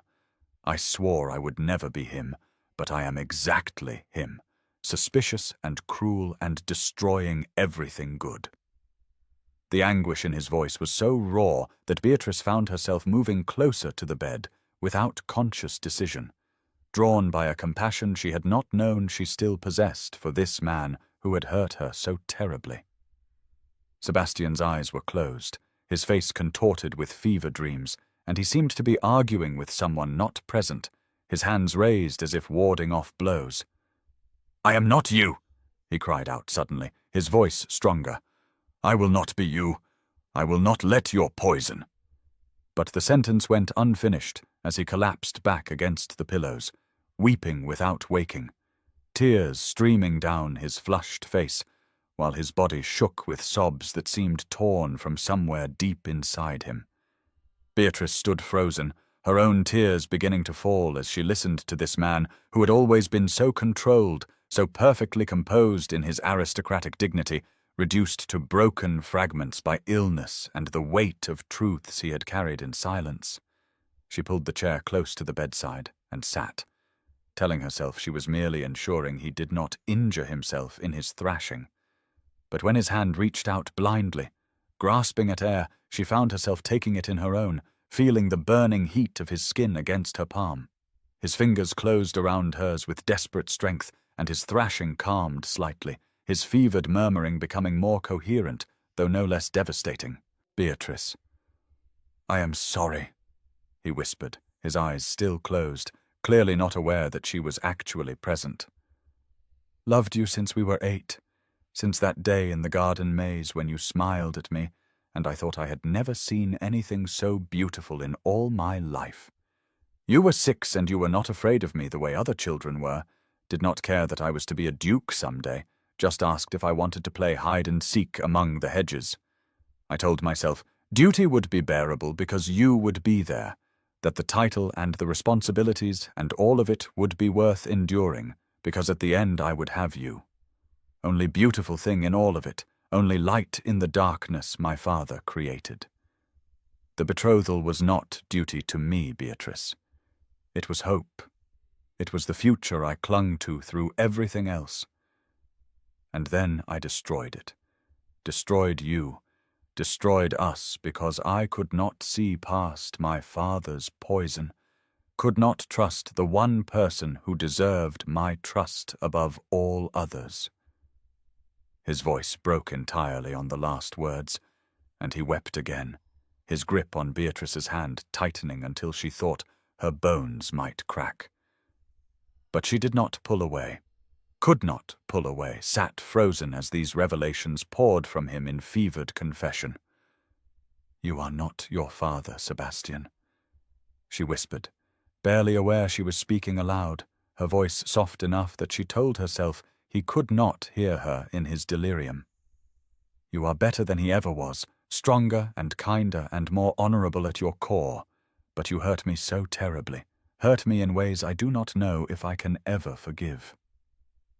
Through the long hours of that night, Beatrice sat by Sebastian's bedside listening to his fevered ramblings, learning things about him she had never known, despite a lifetime of acquaintance, hearing about his mother's death when he was 10, and how his father had forbidden him to cry because dukes do not show weakness, about inheriting the title at 26, and discovering the full extent of his father's debts and mismanagement, about the crushing weight of responsibility and the isolation that came with his position, about how he had looked forward to their wedding as the one bright spot in a life otherwise consumed by duty and obligation. She learned that on his deathbed, his father had told him all women are unfaithful, given opportunity guard yourself, poisoning Sebastian's mind with suspicion just weeks before the letters from Thomas had surfaced, creating the perfect conditions for Georgiana's manipulation to take root. She heard him confess that when he saw those letters, his first instinct had been to come to her, to ask for explanation. But his father's voice in his head had told him that asking would make him weak, that a duke must act decisively on evidence, not emotion, and so he had convinced himself that tearing up the betrothal at Westminster was the honourable choice, when in truth it was the coward's choice, the easier path than risking his pride by asking if she still wanted him. "I was afraid," Sebastian murmured in a moment of terrible clarity, his fevered eyes opening but not seeing the room around him, looking at something or someone only he could perceive. "Afraid that if I asked you would tell me the truth, that you did love Thomas, that the betrothal had always been duty to you when it was everything to me, and I could not bear to hear it spoken aloud, so I convinced myself I was acting with honour, when really I was just too much a coward to face the possibility that you had never wanted me at all." The fever raged through the night and into the next day, Sebastian alternating between periods of relative calm when he slept fitfully, and violent episodes where he thrashed and cried out, reliving moments from his past, arguing with his father, begging Beatrice for forgiveness, revealing piece by piece the man beneath the ducal facade. Beatrice remained at his bedside through all of it, had a cot brought to the room so she could rest without leaving, ignored her mother's shocked protests about propriety, told the servants to bring water and clean cloths, and left her otherwise undisturbed. She sponged his forehead when the fever spiked, held his hand when he reached for her, whispered, "I am here. I am here," when he called her name in his delirium, and found that somewhere in the long hours of listening to his confessions, her anger had transformed into something more complex, a mixture of pain and understanding and reluctant compassion that she did not yet know what to do with. On the morning of the third day after his collapse, as pale dawn light began filtering through the narrow window, and the rain outside had finally diminished to nothing more than occasional drizzle, Sebastian's fever broke with a suddenness that left him weak and disoriented, but conscious for the first time since the vigil had ended. His eyes opened slowly, adjusting to the dim light of the sick room, and moved around the unfamiliar space with confusion before finally settling on Beatrice. Where she sat in the chair beside his bed, her simple day dress rumpled from days of wear, her hair loosely bound and escaping its pins, her face exhausted but watchful. For a long moment Sebastian simply stared at her as though unable to believe what he was seeing, his expression cycling through disbelief and hope and fear, and when he finally spoke his voice was barely a whisper, raw from days of fevered crying. "You are real," he said, and it was not quite a question. "You are truly here. I am here," Beatrice confirmed, her own voice carefully neutral, though her hands trembled slightly where they rested in her lap. "You have been gravely ill. The doctor said the fever would either break or—" She did not finish the sentence, did not need to. Sebastian closed his eyes briefly, seeming to gather his strength, then opened them again and fixed her with a gaze that held such desperate intensity she had to resist the urge to look away. "How much did I say?" he asked quietly. "How much did you hear?" "Everything," Beatrice replied, and watched his face crumble slightly before he mastered the expression, forcing it back into something approaching the aristocratic control she knew so well. "Everything you felt about your father, about your fears, about—" She paused, then continued with deliberate precision. "About me, about how you have felt since we were children." The silence that followed was broken only by the crackling of the fire and the faint sound of rain against the window, and Beatrice used it to gather her thoughts, to organize the words she had been rehearsing through the long hours of his illness, the things she needed to say before anything else could be addressed between them. "Do you know what you took from me, Sebastian?" she asked finally, her voice steady but weighted with pain. "Not just my reputation, though, that is ruined beyond any possibility of repair. You took my trust. You made me doubt myself. I spent 3 days after Westminster wondering if somehow I had been inappropriate with Thomas, if I had been blind to my own behavior, if the things you accused me of were true even though I knew they were not. You made me feel ashamed when I had done nothing wrong. You made me question my own judgment, my own worth, made me wonder if perhaps I was the sort of woman who could betray a man without even realizing it. Sebastian had gone very still as she spoke, his face draining of what little color the fever had left him, but Beatrice continued, needing him to understand the full scope of what he had destroyed. You humiliated me before 400 witnesses, she said, each word precise as a surgeon's cut. You made me a scandal, a cautionary tale, the woman rejected at Westminster Abbey itself. But worse than any of that, you broke something in me that I did not even know could be broken. You taught me that even someone I had known my entire life, someone bound to me by contracts older than our memories, could look at me and choose to believe the worst without even asking for the truth. How am I supposed to trust anyone ever again when the man who knew me best chose to trust lies over my character? I know, Sebastian said, his voice rough with emotion and illness. And I have no defense except that my father's poison ran deeper than I knew. He taught me to see betrayal everywhere, to trust no one, to believe that everyone wanted something from the Duke, even if they cared nothing for the man. And I proved his apt pupil. That is not good enough, Beatrice said sharply, leaning forward in her chair. Many people have terrible fathers and do not destroy innocence. Many people carry wounds from their childhood and do not inflict them on others.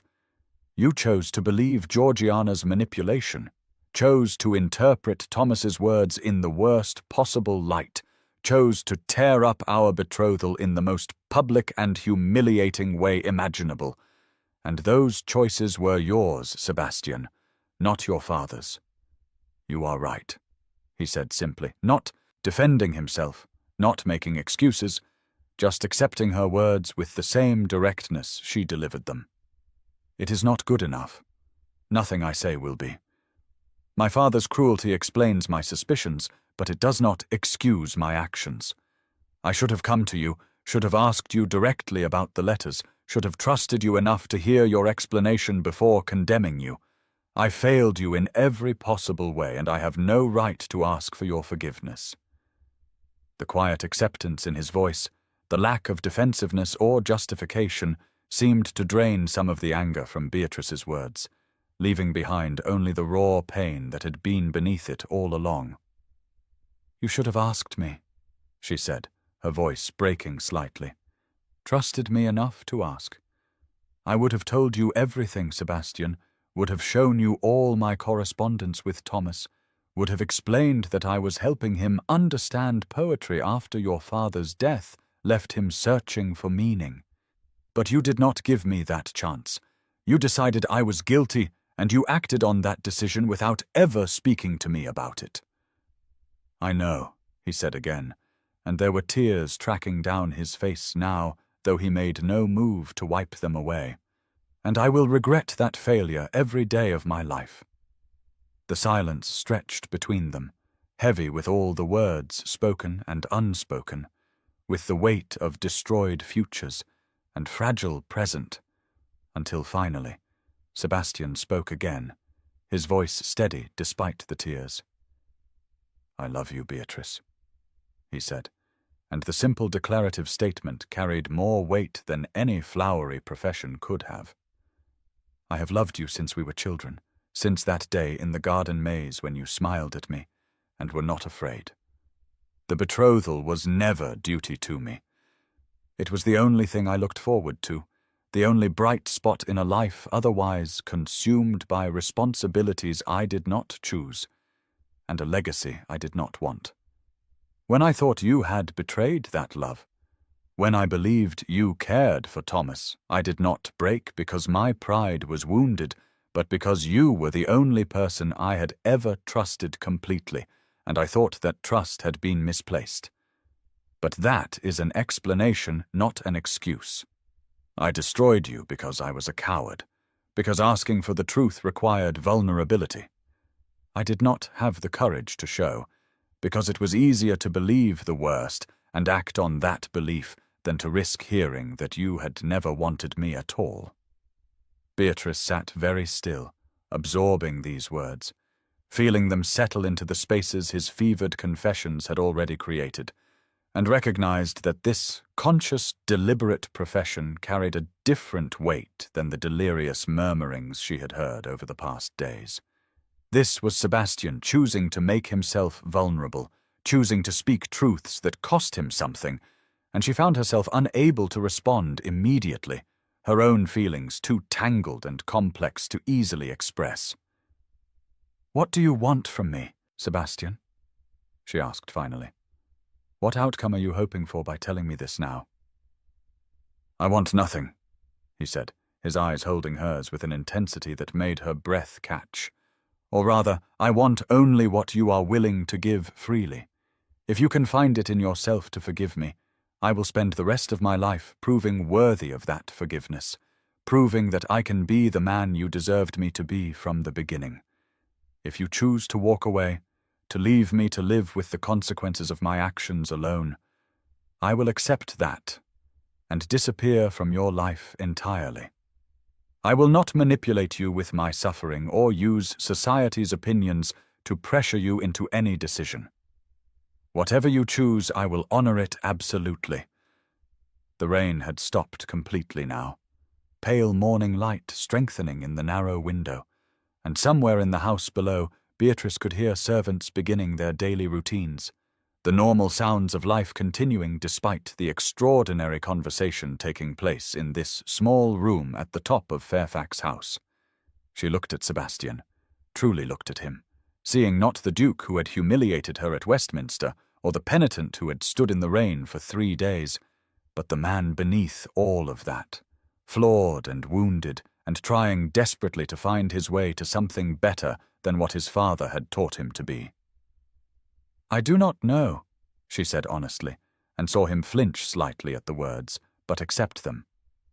"I do not know if I can forgive you, Sebastian. Do not know if what you destroyed can ever be repaired.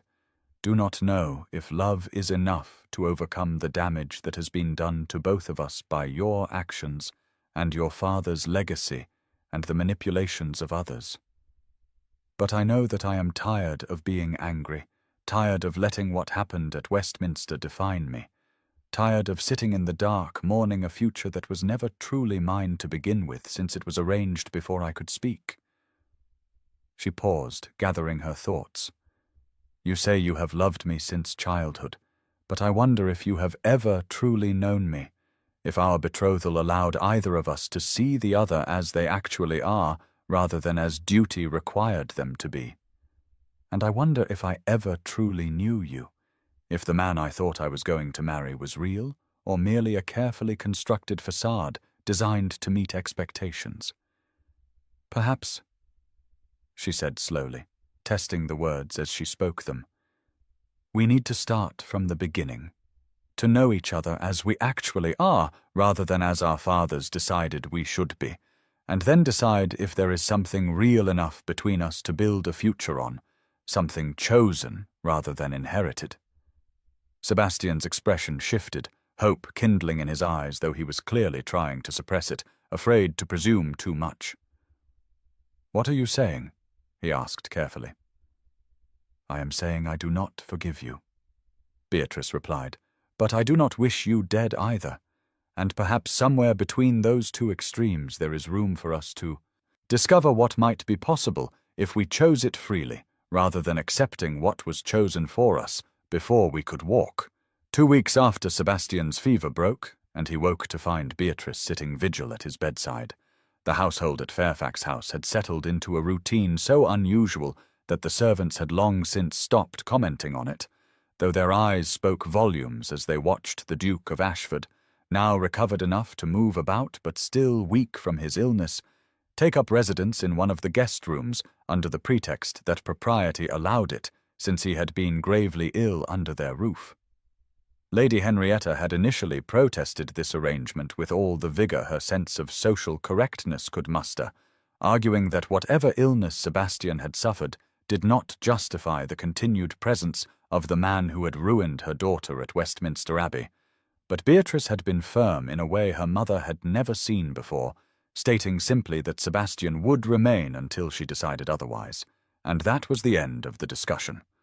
What the servants witnessed over those 2 weeks was a series of brief formal meetings between Beatrice and Sebastian, conversations that took place in the library, where afternoon light streamed through tall windows overlooking the rain-washed garden.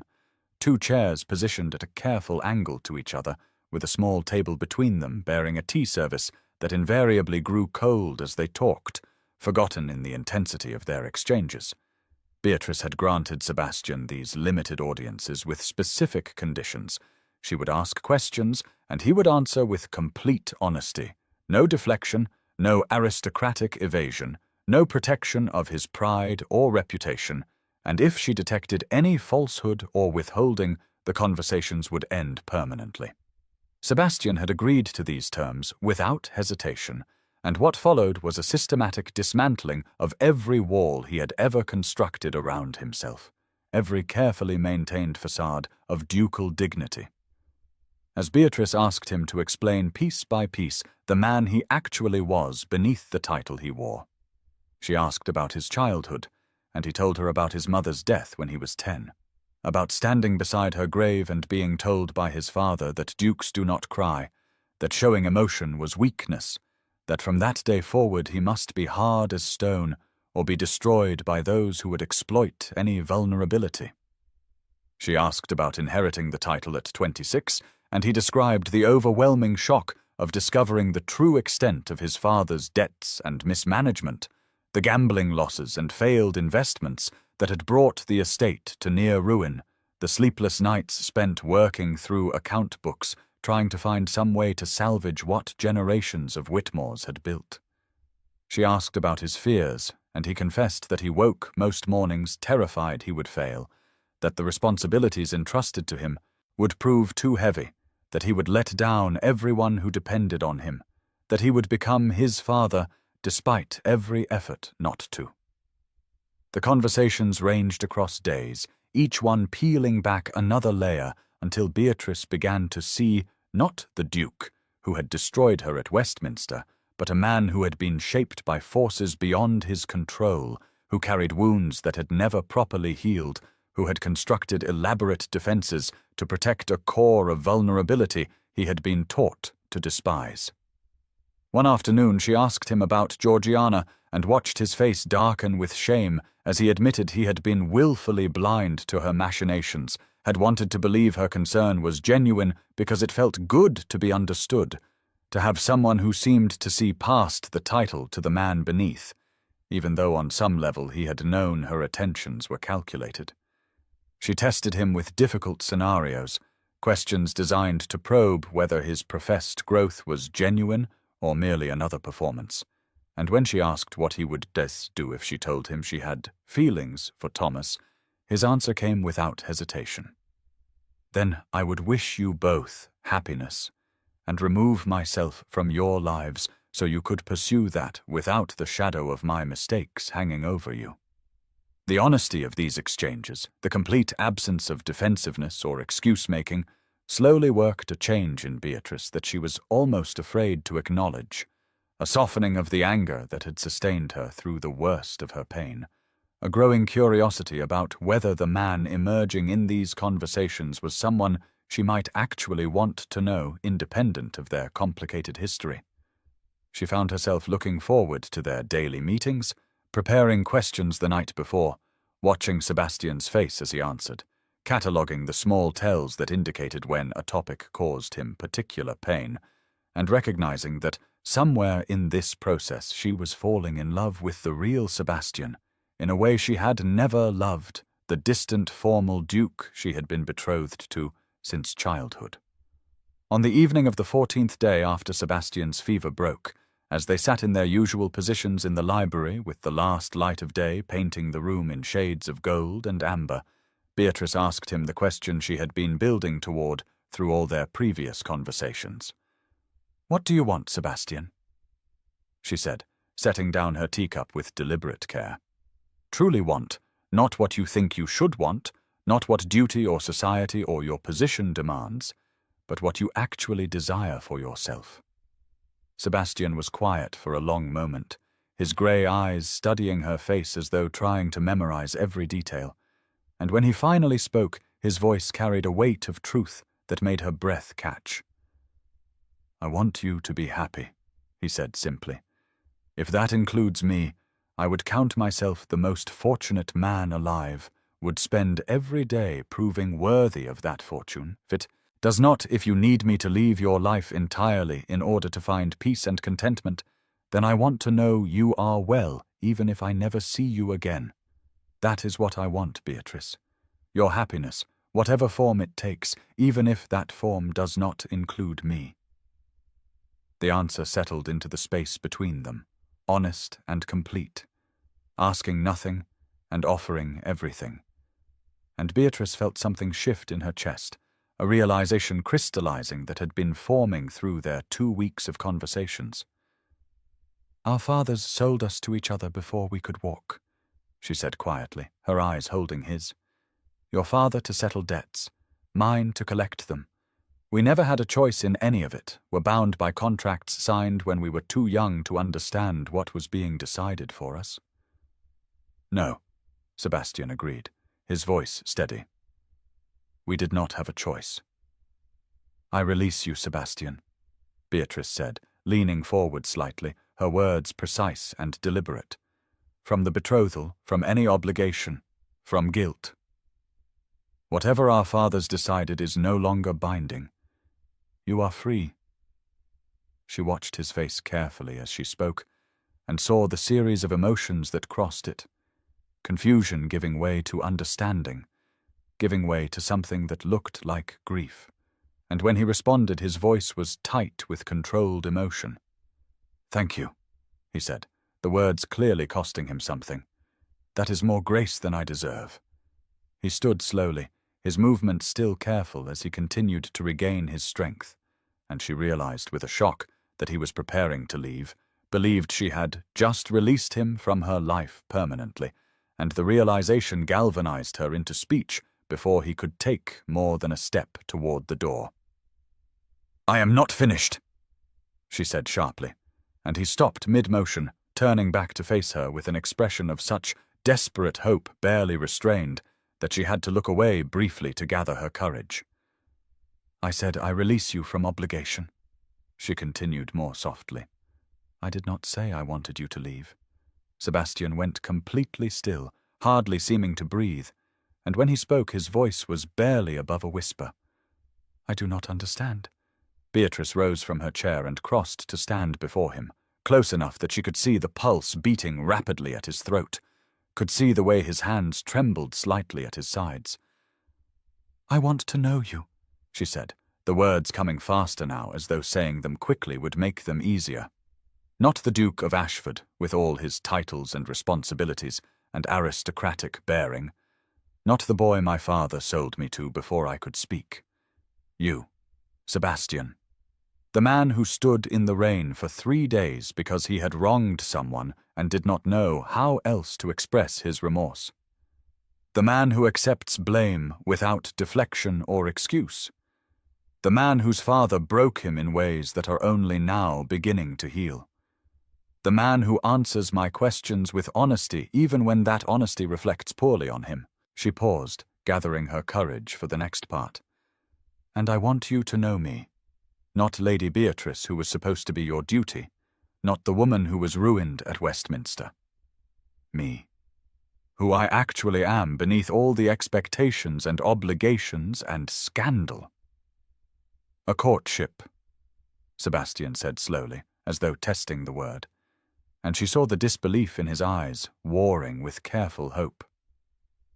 "A genuine one," Beatrice confirmed, "where we choose each day whether to continue, where either of us can walk away without guilt or recrimination if we discover we do not suit, where if we eventually marry, it is because we want to, because we have chosen each other freely, not because we were bartered before we could speak, or because society expects it, or because our fathers decided it decades ago.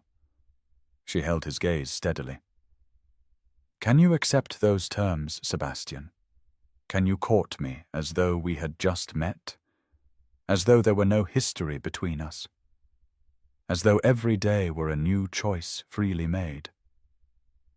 For a long moment, Sebastian did not respond, simply looked at her with an expression of such profound emotion that she felt tears prick at her own eyes, and when he finally moved, it was with the careful deliberation of someone handling something infinitely precious. "May I?" he asked, his voice rough, and extended his hand toward her palm, up in a gesture of offering rather than taking. "May I take your hand?" The question, the way he asked permission rather than assuming, the reverence in his voice, all of it combined to break through the last of Beatrice's carefully maintained defenses, and she placed her hand in his, feeling the warmth of his skin against hers, the slight tremor that spoke of emotion, barely controlled. "You may," she said softly, and watched his fingers close gently around hers, as though he were holding something that might shatter if gripped too tightly.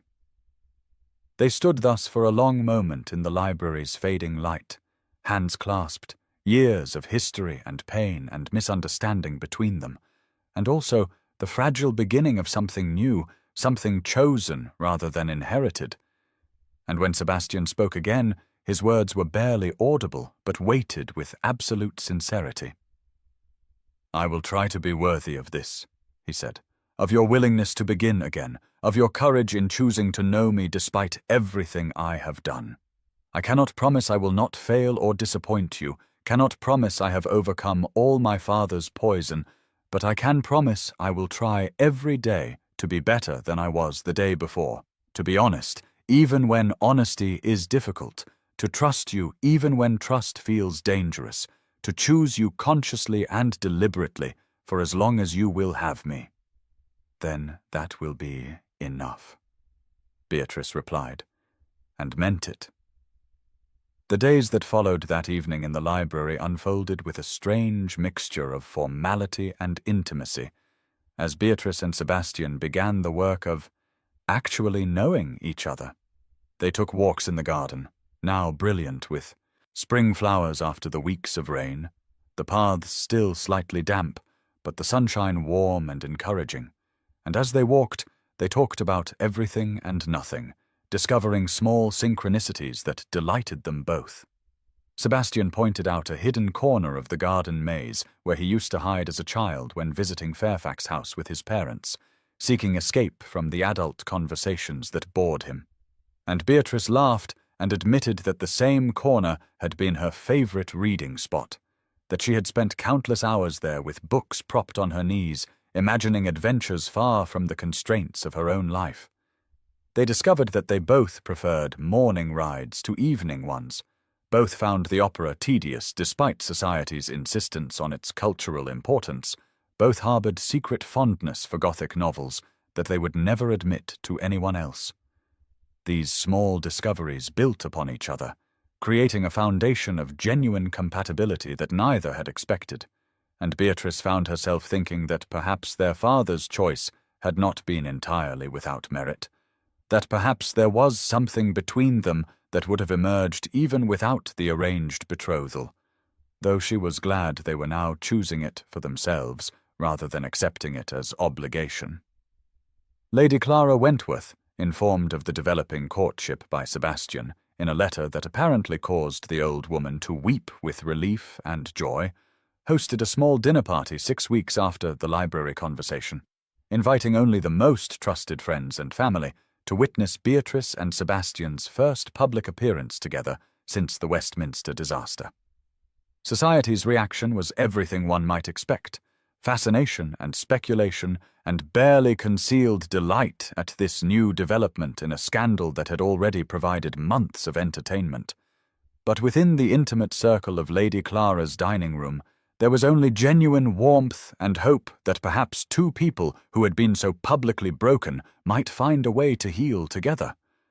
Thomas Whitmore sent a letter from India that arrived just before the dinner, addressed to both Beatrice and Sebastian, giving his wholehearted blessing to their courtship and admitting that he had always believed they suited each other, if only they could get past the obligations that had been imposed upon them.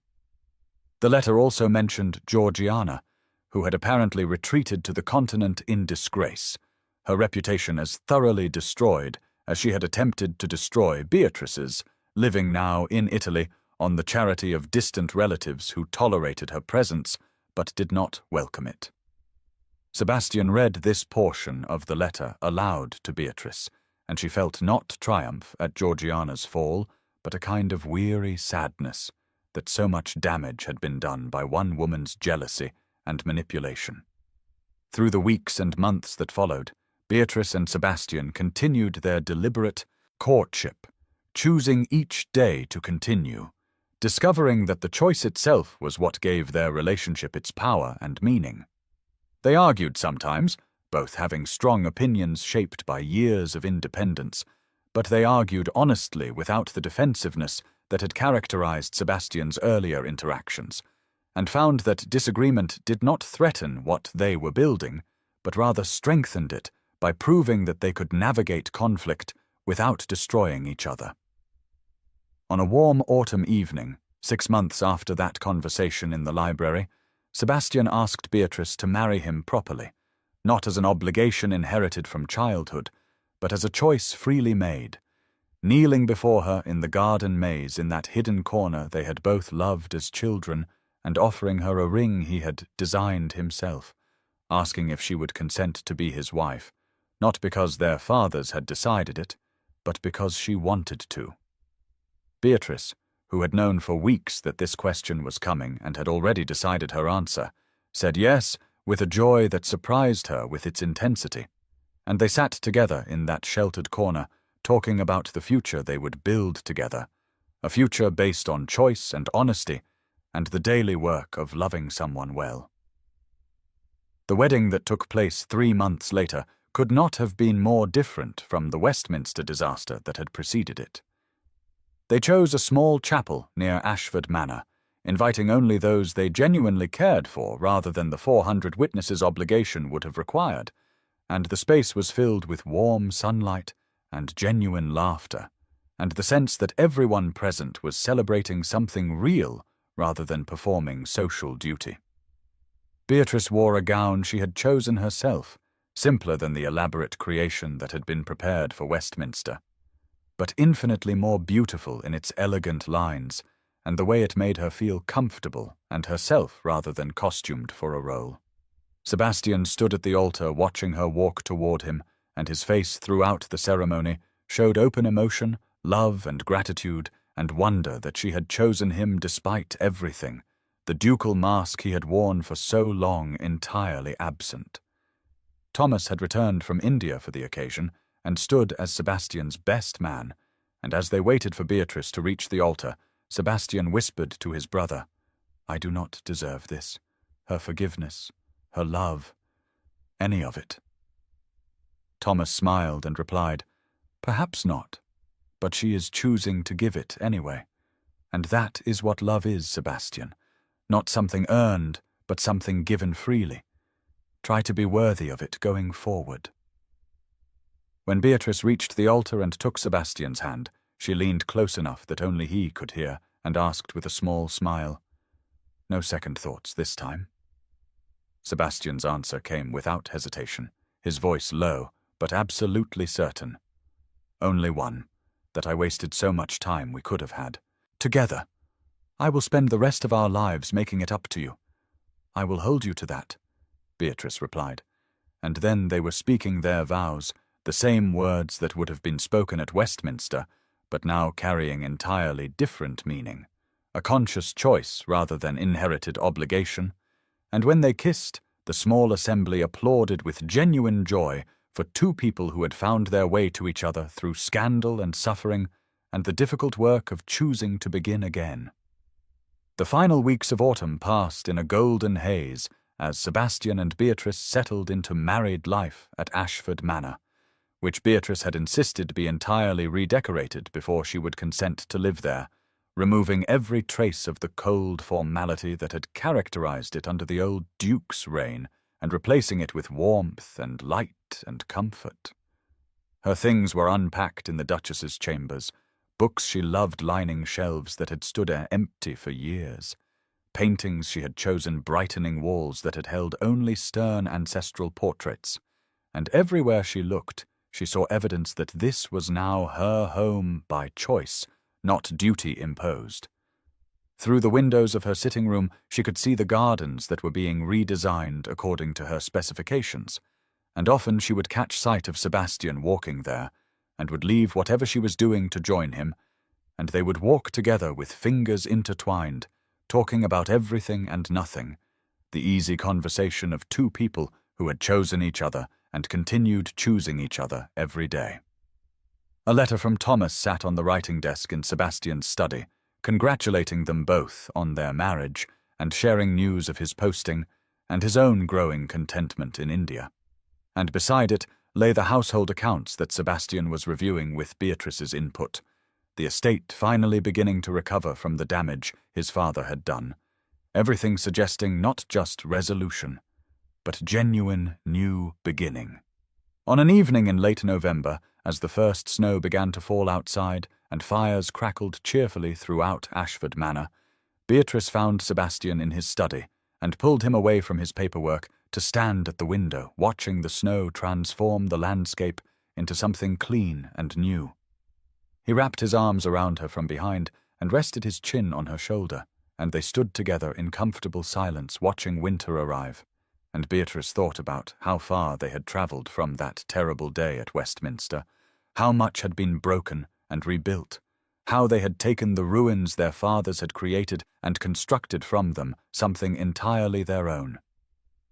This is what love is, she thought, not destiny or obligation, but daily choice, the decision to stay and work and build together, to be honest even when honesty is difficult, to choose each other consciously and deliberately over and over again. Sebastian pressed a kiss to her temple and murmured something about being grateful for second chances, and Beatrice turned in his arms to face him properly, seeing in his eyes the same wonder and gratitude she felt, and knew that whatever challenges lay ahead, they would face them together, not because they had been sold to each other before they could speak, but because they had chosen each other freely, and that choice made all the difference. Outside, the snow continued to fall, covering the world in white, and inside Ashford Manor, which had been cold and duty-bound for so long, there was warmth and light and laughter, and two people who had been broken by their fathers' legacies learning together how to heal, choosing each other every day, building a future based not on obligation, but on love freely given and gratefully received.